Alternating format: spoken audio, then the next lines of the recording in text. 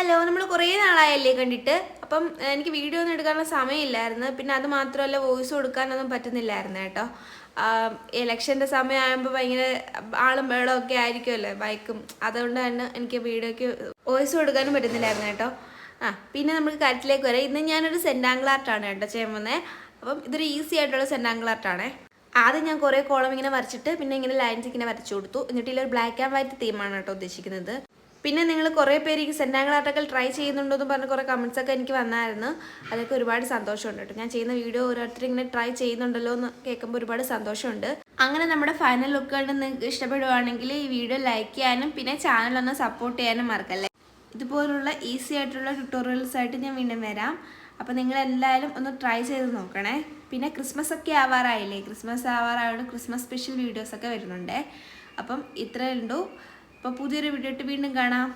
By.